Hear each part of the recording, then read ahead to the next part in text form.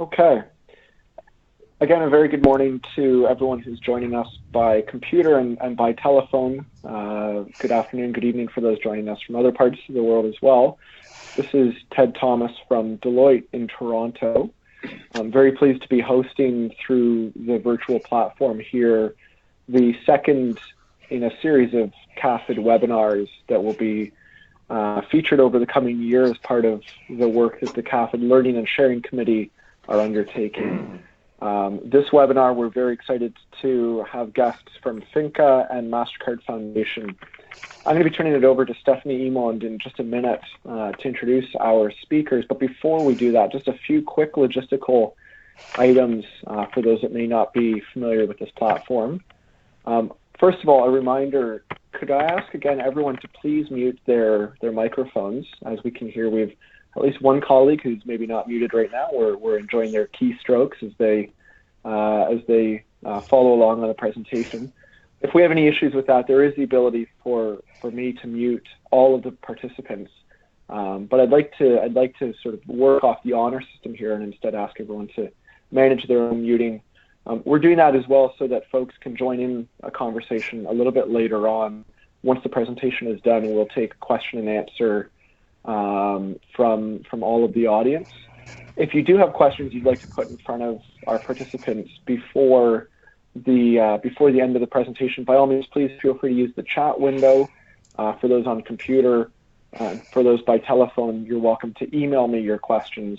You'll see my email address will be in your calendar as the inviter to this presentation. Great, and again, we do have a few folks that have not muted their telephone or muted their computer. I'd ask one last time that you please do mute yourself. And with that, very pleased to turn it over to Stephanie Emond to introduce our speakers and get us going. Thank you, Ted. Hello, everyone. My name is Stephanie Emond, and I'm one of the board members of CAFIID, as well as the executive director of FINCA Canada, a charitable organization with the mission to alleviate poverty through lasting solutions that help people, women in particular, build assets, create jobs, and raise their standard of living. FINCA Canada is affiliated with the global FINCA microfinance network that serves more than 2 million people on 5 continents. It's a real pleasure for me to open up the second CAFIID webinar today, during which we will share FINCA's journey to develop a customer-focused social performance methodology in partnership with the MasterCard Foundation. So let me start with introductions and the agenda for the next hour. Sumaya Sajjad of the MasterCard Foundation will kick off by giving context about our partnership and insights on conversations that are emerging around impact and measurement. Sumaya joined the MasterCard Foundation in 2011, where she manages a portfolio of partnerships with a focus on alternative delivery channels, talent building, savings, and the role of data in advancing financial inclusion. She's based in Toronto. Myself, I'm based in Montreal today, and I will then provide an overview of FINCA, highlighting the milestones that elevated social performance management within our organization. Then, Scott Graham will take us through FINCA's social performance management system, the methodology, the survey instruments, and the tools that enable us to not only get a good picture of what we do today, but also take action to ensure that our operations are coherent with our mission. Scott joined FINCA over 20 years ago, leading 2 FINCA subsidiaries in Africa. He then returned to Washington, D.C., where he is today, to lead strategic business initiatives, including customer research and insights. Finally, Sumaya will give concluding remarks, at which point we will open it up for questions and comments. Sumaya, over to you. Thank you, Stephanie, and thank you to CAFIID for this opportunity. I'm really excited because this topic and this webinar is really very well timed. We're all becoming aware that the number and kinds of financial solutions that are available to those who are either underbanked or unbanked is increasing at record speeds.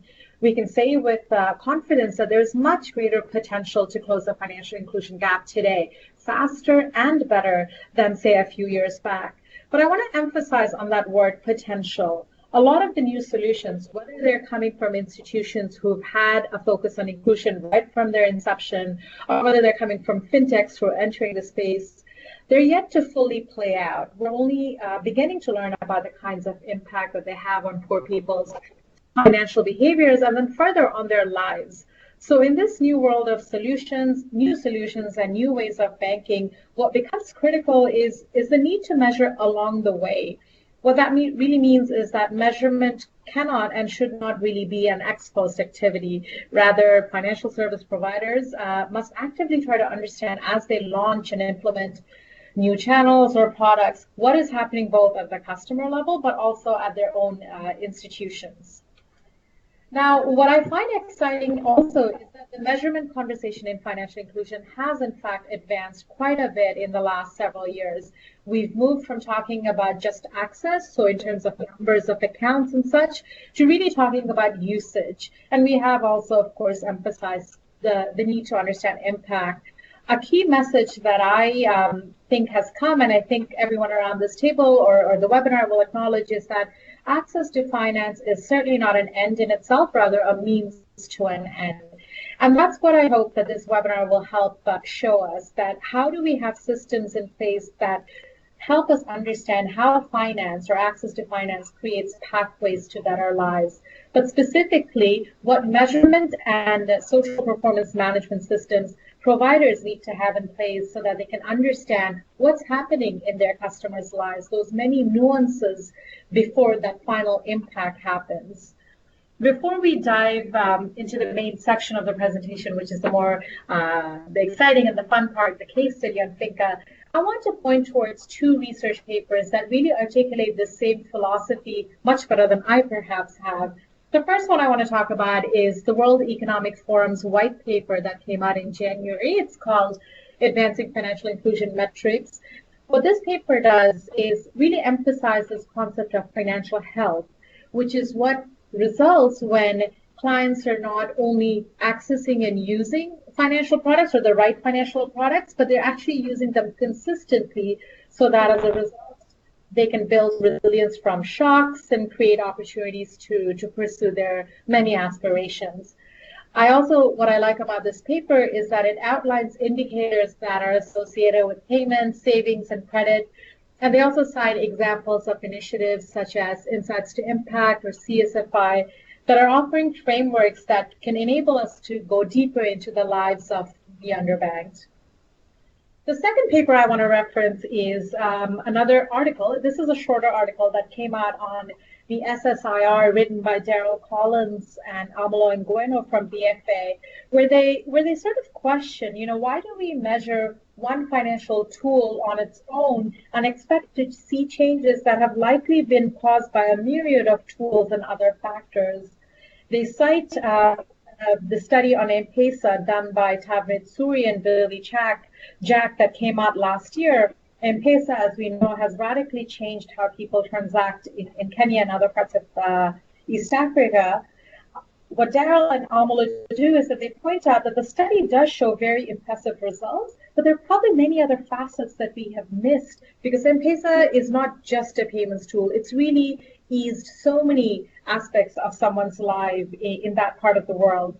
So what this article really does is it emphasizes our need to understand that it takes a really long time to see impact, and B, that there's a certain conceptual change that happens when a financial tool is introduced in someone's life or in a household that we can't really capture in the way that we measure today. So the authors, they urge us to understand that there's a myriad of financial products and myriads of pathways that they create that we need to sort of commit to better understanding. What we are seeing generally, overall, is that there's this urgency and desire to measure more, measure differently, but more importantly, measure meaningfully. And so we're very glad to have an organization with us that is doing this across their footprint over the world. We're going to do a deep dive with Finca and how this network of microfinance institutions and banks have built-in research and measurement capacities right from the headquarters to the branch levels. And I've witnessed this myself, so I'm excited that we get to share the story. Before we go into that, I want to expand a little bit on the partnership between the MasterCard Foundation and Finca. We've been extremely pleased to have this opportunity to partner with Finca in 3 countries in Africa, Tanzania, Zambia, and Malawi over the last 5 years. The core premise of this partnership was to support Finca in expanding their alternative delivery channels, so in the form of agent networks and light branches, and reach more rural clients as a result. But the partnership also included very important segments on capacity building and social performance management, because we recognize that when an institution launches new product or channels, the staff need to be brought along, but at the same time, the research systems also need to be brought along. You can't really launch new things unless you have market intelligence. And the SPM methodologies that Scott and Stephanie are going to take us through really became a good tool, a robust tool for Finca to know who their clients are, so that whatever is offered is relevant and appropriate. So with that, Stephanie and Scott, I hand over to you. Thank you, Sumaya. So Finca was founded 34 years ago to fight poverty by providing financial services to low-income women and men so they can invest in a small business, build assets, cushion themselves against shocks, and move from everyday survival to planning for the future. Finca pioneered the Village Bank lending model that enables entrepreneurs with no collateral to access small loans through a collective guarantee. Pictured here is a Village Bank in Zambia, probably about 15 years ago. Since then, we've gone beyond solidarity lending to micro-entrepreneurs to also serve larger enterprises and provide our customers with other financial services such as savings accounts, medical insurance, payments, and much more. The way we deliver our services has also evolved. Our bricks and mortar infrastructure is still critical to our product delivery, but we also leverage financial and mobile technologies to broaden and deepen our outreach and provide safer, more convenient services to our customers at a lower cost. Today, Finca serves more than 2 million clients in 20 countries. A few things that differentiates us from other financial service providers include the fact that we operate in some of the most challenging and underserved countries. We directly manage all our microfinance subsidiaries through more than 10,000 local professionals who share a common mission and a common set of values. And as one of the founders of the SMART campaign, we are committed to protecting our clients and to focus on their long-term well-being. Finca is a mission-driven organization. We've always been committed to our social performance. Early on, we developed the Finca Client Assessment Tool to measure the poverty levels of our clients and their progress out of poverty. But this was rolled out sporadically, depending on donor funding. Our financial performance, on the other hand, was tracked very rigorously. This was necessary not only to monitor our loan portfolio, but to help us transform into deposit-taking entities and to attract private capital to grow. In 2011, we launched the Finca Microfinance Holdings, a first-of-its-kind investment partnership in microfinance. Although Finca would remain the majority shareholder and our co-investors were DFIs, development finance institutions, and impact investors, we were worried that financial considerations would outweigh social performance. To prevent this, we created a social performance audit committee at the board level, which mandated that we put as much rigor into monitoring our mission as we do our financials. But while a social mission is easy to describe, it can be hard to achieve and just as difficult to demonstrate. We looked at the many social ratings that exist in the sector, but we had the ambition to go beyond measuring organizational intentions and our behavior to actually generate measurable client level outcomes. So Scott Graham and his team were tasked by this Social Performance Audit Committee to develop the methodology with support from the MasterCard Foundation. And I will now turn it over to you, Scott, to describe our approach. Thanks, Stephanie. Can you hear me? We can. Okay, great. And I'd also like to thank Sumaya for describing our work as fun and exciting. We certainly feel that it is fun and exciting, but we don't always get to hear other people describe it that way.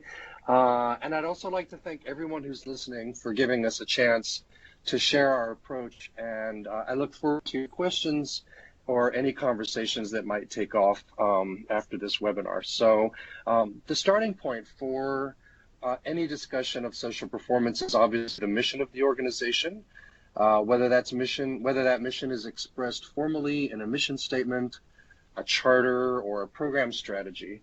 Stephanie's already stated Finca's mission, but I'm gonna restate it here. It's a bit of a mouthful. Finca's mission is to alleviate poverty through lasting solutions that help people build assets, create jobs, and raise their standard of living. And while that mission statement is the North Star of our social performance journey, it actually required some further thinking before we could translate it into a monitoring framework. And that's because the mission tells us where we want to go, but it doesn't always tell us how we get there.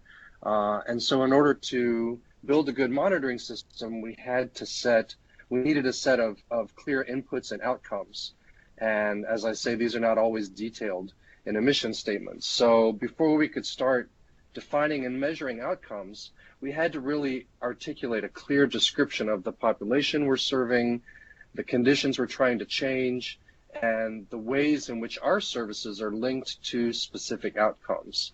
So in essence, what we had to do was draw out the theory of change from our mission and then translate that into a set of indicators. And as Stephanie mentioned, our goal was to really do this in terms of client level indicators. And these have to be measurable, but at the same time, it's really important that everyone understand how these specific indicators relate to the mission, which is why it's important to articulate this theory of change. So I won't walk through the specifics of Finca's theory of change because the particulars of our situation may or may not be relevant to many of you, but I would highlight a few points. So first, this framework is the product of a very consultative process. People at all levels of the organization were involved, including staff and management, and of course the board. And that's really important because it helped them understand the process from the beginning and also enabled them to provide good oversight as we went along. Secondly, I would point out just how important it is to be as precise as possible in articulating the theory of change. We found that this was a great opportunity to really clarify who we're serving and how we deliver value to them, which is really just another way of thinking about our business model. And before we went through this process at Finca, most people were thinking about our organization in terms of its impact on household indicators like income and education. But when we were working through our theory of change, we really honed in on the fact that our real impact is actually in the arena of the enterprise, because we're mostly giving business loans. And that meant that the enterprise, not the household, is where we needed to be looking for impact and outcomes.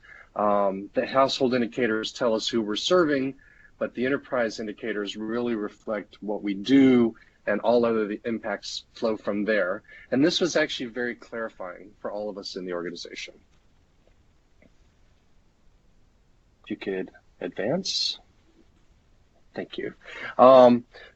So once we had defined a universe of indicators, we had to figure out how we were going to measure them. And I would just harken back to the point that Sumaya made in her introduction about not being satisfied with ex post indicators. We really wanted to have something that would measure our mission as we go along. And so we set ourselves the challenge of coming up with a system that would generate information on an ongoing basis. And in my mind, this is kind of analogous to managing the financial performance of the organization. If we only had the financial statements on an annual basis, then you couldn't really gain any understanding of what's driving those results, and you couldn't assign responsibility for them. So we start out with some baseline surveys at both the household and the enterprise level. And these surveys give us a really comprehensive understanding of our clients' socioeconomic circumstances and the impact that we're having. The enterprise survey in particular is intended to give us an understanding of whether and how much our loans are helping people to generate income and employment. And these baseline surveys are really important for the depth of understanding they give us, but they're not practical or even really necessary on a year-to-year basis. For one thing, the shelf life of the data is 3 to 5 years, 3 to 10 years, which is akin to something like a living standards measurement survey that might be conducted by a national statistical agency. What we can do, however, is we can use the data from those baseline surveys to determine our key impact coefficients. For example, how many jobs are being created when we lend $1,000 to a farmer in Armenia or, say, a trader in Tanzania. And then with the baseline data and these impact coefficients, we're able to construct a predictive model that generates all of the social KPIs that you saw on the preceding page, but on the basis of a much shorter survey instrument. And we call this predictive instrument the mission monitor. The statistical modeling of that instrument allows us to radically strip down the survey to a handful of elements that have the strongest correlation with our social indicators. So if any of you are familiar with the PPI instrument, it's a similar kind of approach in that, the PPI predicts poverty levels based on using the household data set. And we take a similar approach, except that instead of only predicting poverty levels, we're also predicting our other social indicators like jobs and income generation. And the instrument, instead of being based on a household data set from the National Statistical Agency, is based on our own data set. So we might predict the poverty level by knowing how many people are earning incomes or whether they possess a certain asset, but we can also predict job creation by knowing the type of business that our clients have.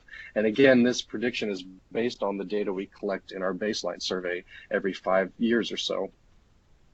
So the mission monitor data itself is actually collected through a 1-minute survey, and that's administered over the phone, so it really requires an absolute minimum of staffing and ongoing costs.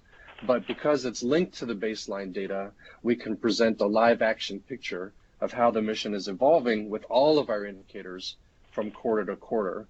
And the whole process is digitized, so there's no data entry, and all of the data is available to us in real time for analysis. And if you could advance, we'll show you, yeah. So that's the how in a very summarized fashion, but I suppose it's probably more interesting to know what the product of all that looks like and how it's used. So this slide gives you an extract from a mission monitor report. I've kind of mocked up some data here. This is an annual roll-up that we use to compare the results over time. You can see for yourselves what the data look like, which we're not going to discuss because, as I say, this is mock data. But I would like to highlight a few ways that we use it. First thing you might notice at the very top of the chart on the left is that we always include outreach and profitability as KPIs that are discussed alongside the social performance indicators. We don't want our social performance discussion to be divorced from the overall performance of the organization. This has given a really interesting angle to our board discussions because we're starting to realize, as we've been looking at this data over time, that at least in many cases, the presumed trade-off between social performance and financial performance is not always really there in the data, and in fact might even just be something that's taken root in our thinking. But you can only have those kind of discussions if you're looking at social performance data and financial performance data together. The second thing I would point out is that the mission monitor is really a tool for communication, for internal alignment and decision making. The local subsidiaries have full control over their targets, and seeing their performance over time gives them a chance to figure out how their business strategies are playing out in the social arena. And these considerations are particularly pertinent to decisions concerning new products, delivery channels, and geographic targeting. And they keep everyone focused on what are supposed to be the final outcomes of all those decisions. And in my opinion, this is the most valuable contribution of the mission monitor, because now the mission discussions are actually centered around actual data and trends. And it's also given us some surprising insights about the different ways that each subsidiary is contributing to the mission. Just to give you an example, we had always assumed that our African subsidiaries are the ones that are reaching the most poor people. But once we had implemented the mission monitor, we found that actually there were places like Honduras and Armenia that were actually making really big contributions that we were just not aware of. We also learned last year, as we were looking at the results in East Africa, we could see how our poverty outreach was actually growing more in the urban areas than in rural areas. And that really gave us a lot to reflect on. This information helps us to understand how we can advance our mission in each country, and that's really important when your portfolio of programs is very diversified, as it is in our case. So the last thing I would point out is that the client feedback is a key part of the process. It's not just a question of us measuring things that we think are important. We felt it was really important to give clients a voice in how we assess our mission. And so the mission monitor contains a set of indicators that are related to clients' own assessments as to whether or not they will achieve their goals and what those goals are. And if they're not achieving those goals, why not? And if any of the constraints that they're encountering are actually things on our side. And so that's a really important part of the overall picture. So as a closing observation, I would just point out that almost everything that is part of the mission monitoring framework is really hardwired into our overall market intelligence function. And I think this point was stated earlier by Sumaya. In fact, when MasterCard Foundation partnered with Finca, one of our main goals was to use the social performance system to really strengthen the market intelligence and customer feedback capacity of the subsidiaries. And I think this has had a big impact beyond the social performance arena, because the very same skills that we use to implement our mission monitor can be deployed to implement customer satisfaction surveys, for example. And these have revealed many opportunities to enhance our value by modifying our products and addressing key pain points in the customer journey, and also for expanding our services among segments where the services would be best received. So I think that's really the legacy of our social performance partnership, and I would encourage any other organization to take a similar approach, because it really makes the organization more customer responsive, and it really reinforces the virtuous cycle between social performance and business performance.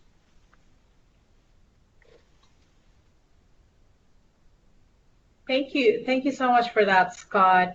You know, my big takeaway from what you just laid out, I mean, you've offered us a real example of how a system of various research tools gets us to understand that so what of financial inclusion, the comment that I opened with. But the other point that just struck me as you were on your last slide is the fact that you look at outreach and profitability and the social performance indicators in the same place, that subsidiaries are asked to set their own targets, and so that buy-in is there right from that country and country level when you do your work. I wanted to point this out because at first glance you might look at all this and say, wow, this is a lot of effort. How do we sustain these efforts? And I think when it is driven by the subsidiary level, that buy-in automatically creates the sustainability of these research efforts. So these are not something you will do only for a 5-7 year period, but you will have as part of your institutions and as part of how you do business for the long run. So thank you again, Scott, for that. Another key message from the presentation today, as well as the West paper that I referenced, that I would bring to everyone's attention here, any one of us who are working with financial service institutions and other kinds of, development institutions, is that there really isn't, a silver bullet measurement framework or a set of indicators. So this is kind of a flight from our days of standardized metrics. But what message is clear is that the broader holistic lens is required to really understand how financial services, but that financial services phrase can be replaced with other services that you might be facilitated, are enabling poor people to reach their broader set of goals. We're going to go into questions. I think we have sufficient amount of time, but I want to share a little bit about the MasterCard Foundation's approach to research. We've recently launched our new strategy just 2 or 3 weeks back, and this new strategy aims to reduce poverty by focusing on one challenge, the youth employment challenge in Africa. And we've given ourselves a very ambitious goal of ensuring that 30 million young people, women in particular, can secure dignified and fulfilling work. Now, this is a fairly ambitious goal statement, and what we're doing right now is ensuring that we hold ourselves accountable by having a new research framework that accompanies us in this journey of implementing the new strategy. And the way that we're setting this up is so that we can leverage a whole array of research tools. Scott talked about a range of tools and research methodologies that FINCA leverages, so that we can understand our interventions at many levels, at the systems level, at the institutions level, when we engage with institutions more one-on-one, and then, of course, at the level of that young person who will benefit. And as a learning organization, we of course want to be rigorous, but I think what's more important is that our research efforts have to be strategic and contextual, so that, again, like I said, we can sustain them and so that they're meaningful to the right audience and for the purpose of the research. And on that, in that sense, we always want to begin our research journey with the end in mind. What is the purpose and who is this research going to inform on what? That's a very sort of quick overview of how we here are developing our research framework. I think we're now ready to open up for questions. Stephanie, should I hand over to you or Ted to take questions from participants?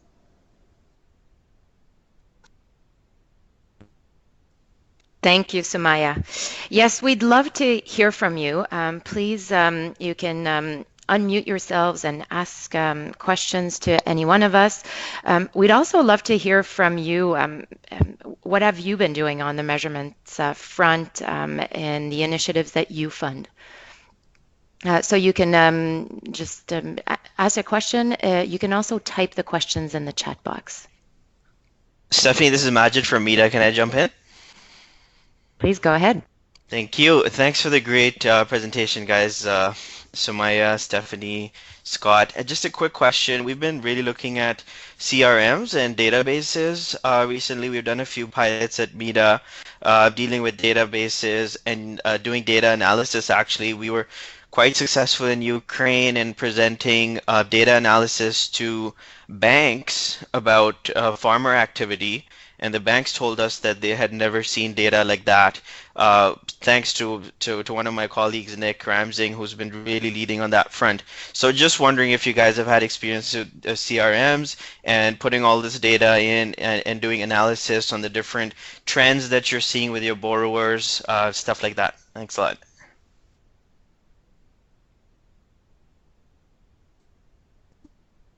Scott, can I turn that over to you?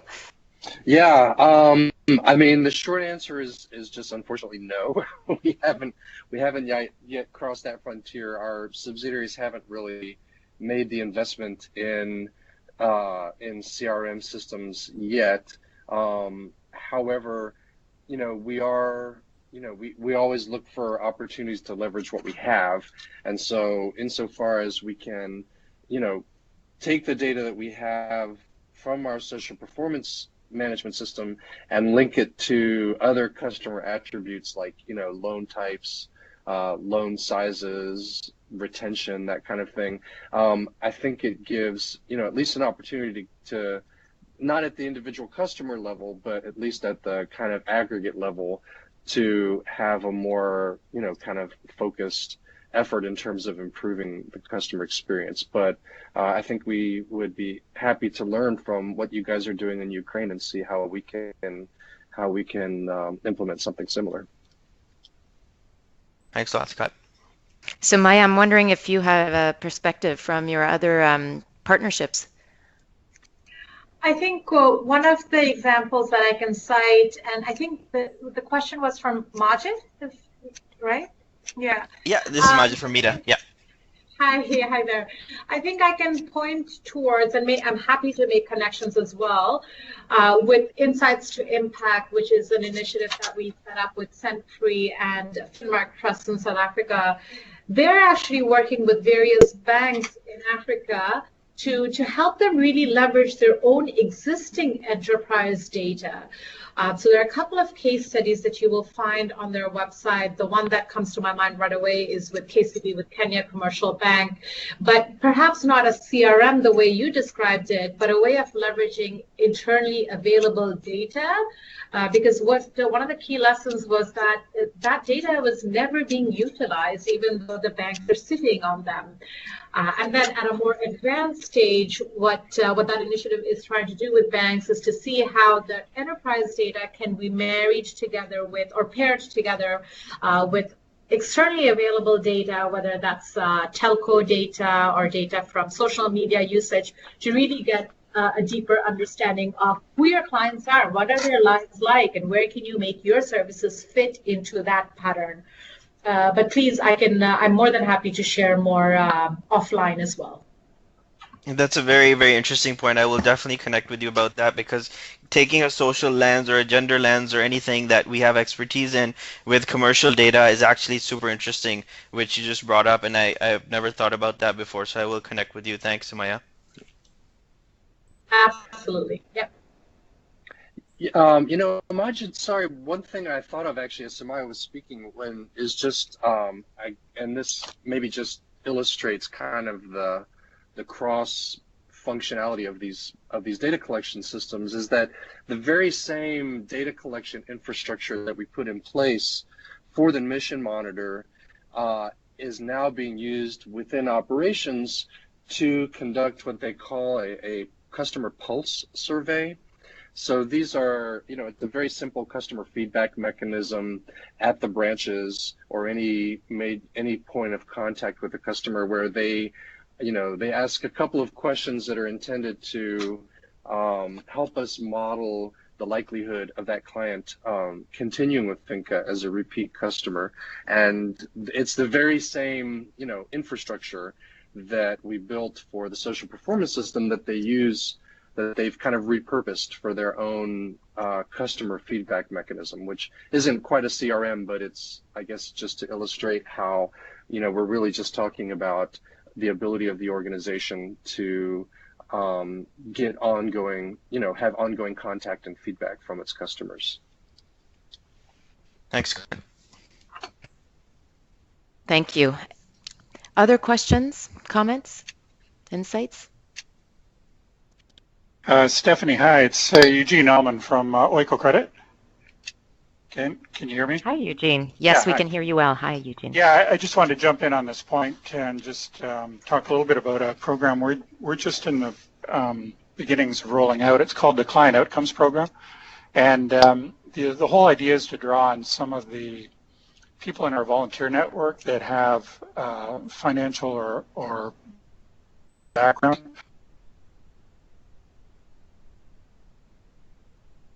Intensive week-long exercise where they take some of this enterprise data and then analyze it, because as Sumaya said, there's a lot of data that's available in these institutions, but it's never been used.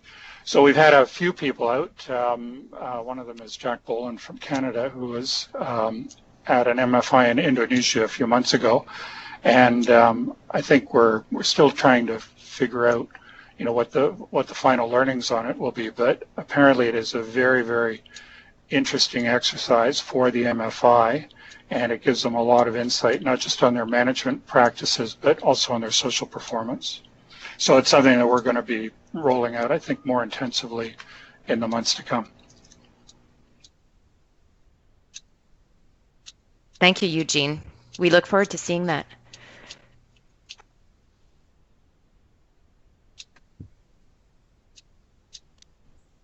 Anyone else would like to share what they've seen in the space, either in financial inclusion or in your other sectors?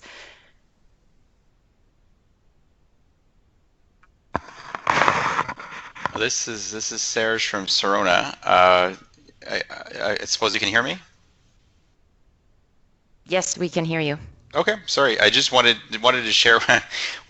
So Finca, as you know, is working directly with its customers and on a global scale. We're principally a fund of funds, so we would be 3 levels away from a Finca, or 2 levels away from a Finca, 3 levels away from a client. But nevertheless, we have to figure out a way to report back our impact. So, strategies require different approaches and require different metrics to be measured. To your question, Stephanie, how do we measure it? I guess it all starts, and I think it was your colleague who mentioned that it all starts with the theory of change. So once you've got a good understanding of the theory of change, one then goes and identifies what the impact objectives are, and then one has to define what metrics will help illuminate whether an organization is making progress towards those targets. And finally, because we all think through stories, you need to also provide some case studies to validate the metrics and the summary tables that you've put together to share to your audience. If one just shows numbers and metrics, you're going to lose 90% of your audience. So as we progress using customer data to measure social impact, but also using different impact metrics, we can't lose sight of the ultimate goal, which is to illuminate and share and define what we want to achieve in terms of the change, but also how do we sell and present and convince different stakeholders as to the impact that our activities are having. So just a takeaway from my own experience, and I'll mention, we've made a lot of mistakes along the way. We've learned a lot from those, and we continue to learn. So I think it's good that we're having the conversation today, and I'm hopeful that this is the first of many webinars that address this topic so that we can all learn from each other, collaborate with each other, and ultimately improve the transparency of how what impact each of us are having on our local markets through our strategies.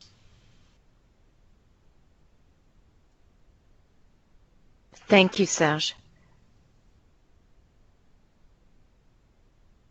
Any reactions or follow-up questions?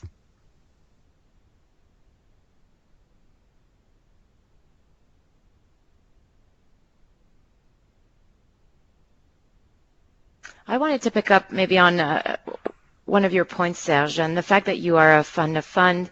And do some of you find it challenging to get your investees to collect the data, do the data collection, and value customer research? Is that something that you've seen that has been concerning to you or challenging?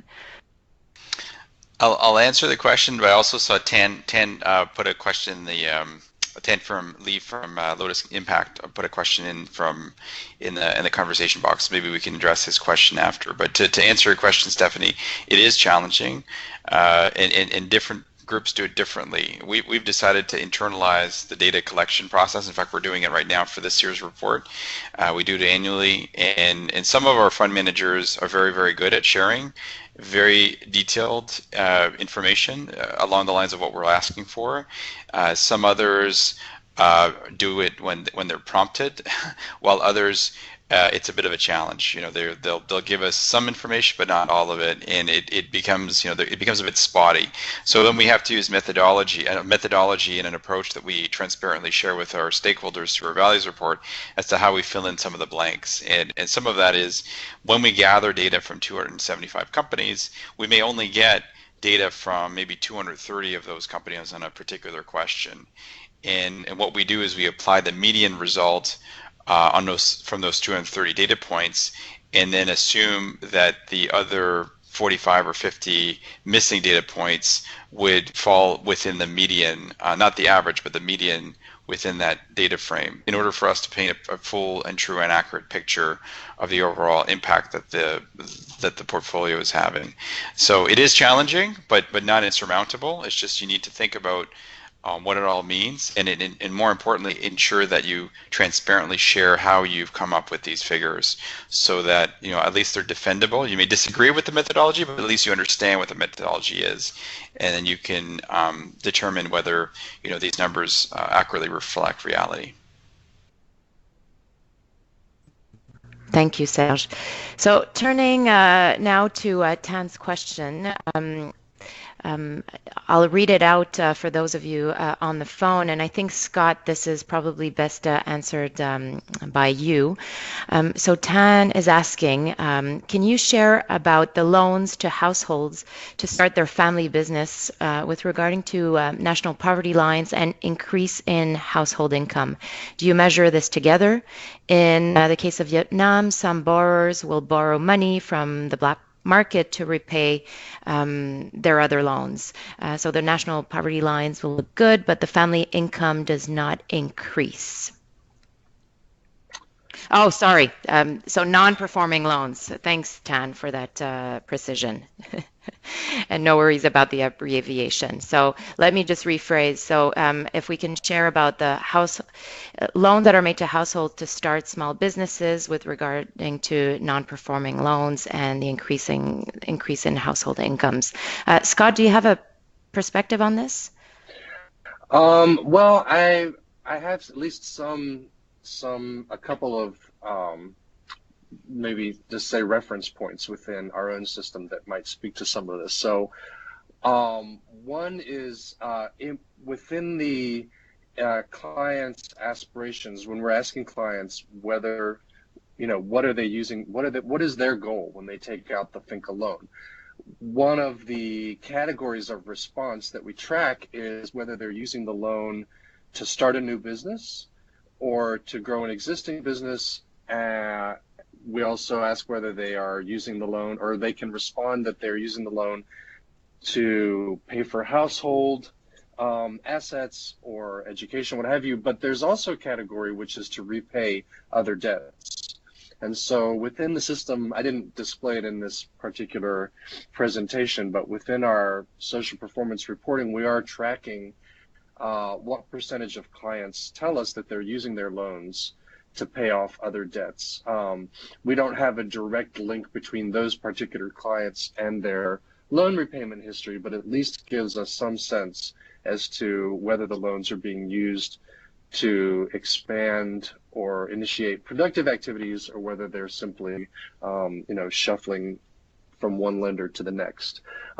So that's, I suppose, is the most specific answer. I couldn't, in terms of household income, the way we define our theory of change, we don't actually feel that as an MFI, like we are directly, that any changes in household income can necessarily be directly attributed to FINCA because of all the other factors that come into play. Where we do look for our own impact and where we have results that we feel can be attributed to FINCA is in terms of the enterprise income. So specifically, when we give somebody a loan, what was the impact of that loan, that particular loan, in that enterprise during a defined period of time.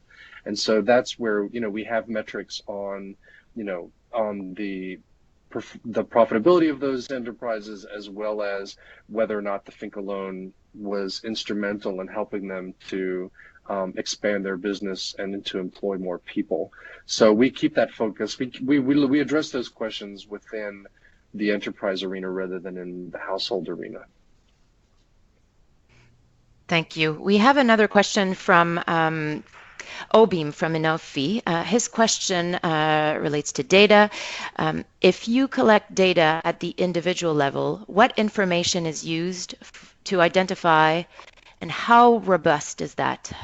Also, knowing that different solutions, sectors impact the well-being of clients, how are you able to isolate the outcome or the impact from that is relating to our services and solutions? So I think Scott just answered part of this, but maybe you can comment, Scott, on the robustness of the data.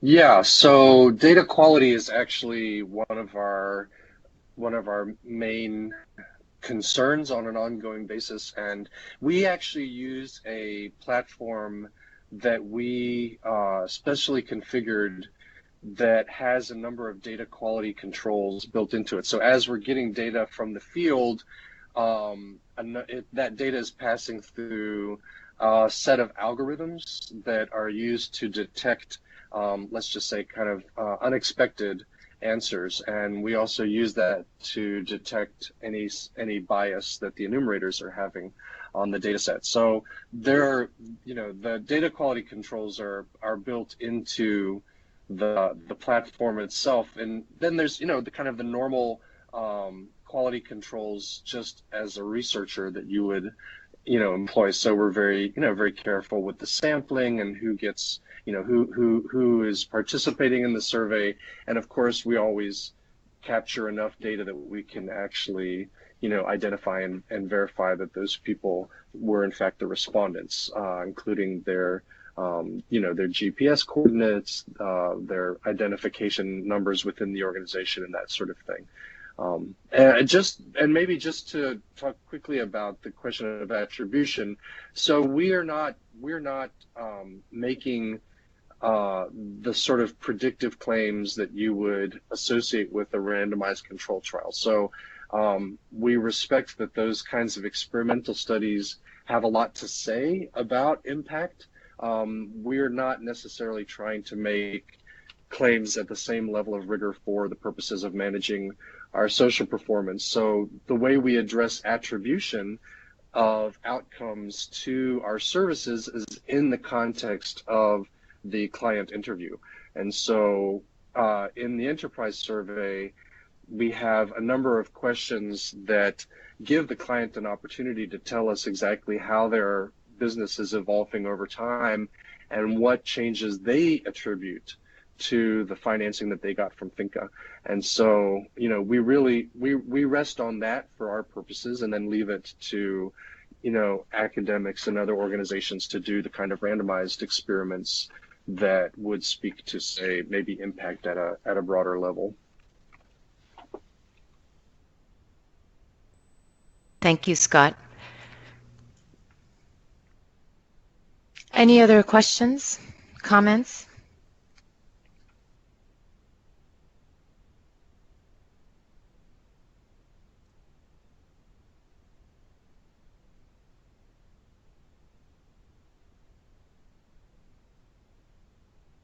Stephanie, could I add something to Oben's last question on how do you isolate impact? Please.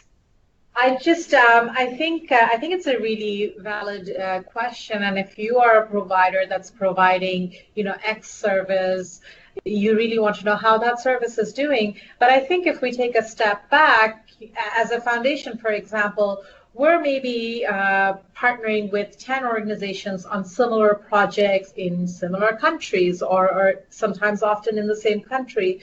So one of the things that we have recognized is that our research efforts really need to understand the context within which a project is being implemented. So even if we're going and evaluating or monitoring or learning from a very particular project in Tanzania, let's say the example of Finca in Tanzania, we really want to understand what's happened in the Tanzanian market and then sort of take note that the clients have had exposure to many other things as a result of this, as a result of changes in the market. The other thing that we have started doing is that we have certain thematic areas of work within our financial inclusion portfolio. There's a lot of work in this channel space. There's a lot of work in rural and ag finance. There's a lot of work in digital finance.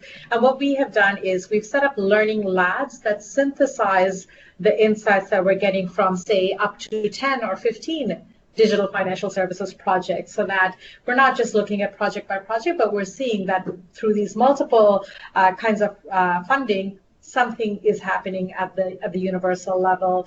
And I think that really speaks to the need to collaborate amongst all of us here who've signed up for this webinar and others who are doing research, so that we can connect our insights to get more cumulative understanding at a market level, but also at a sort of thematic level, you know, whether that's digital finance or whether that's rural and ag finance. I just wanted to add that quick point. Thank you, Samaya. So if unless anybody has another question or comment, I would like to just close off and thank everyone for your presence and for your interest. I do hope that you found it interesting, and that we were able to convey that customer research goes beyond social performance monitoring and can really generate meaningful insights for social businesses who want to be more responsive to customer needs. And in the last minute, I do want to mention that CAFIID will have another webinar at the end of June. I hope you will be able to join us for that one. It is on Monday, June 18th. And we will be hearing from Canadian Impact investment veterans, Jared Price from Sorona Asset Management, David Crichton from one of the co-founders of Cordiant, as well as Marisol Quirillon of DID. So thank you again, everyone, and I look forward to continuing this conversation offline.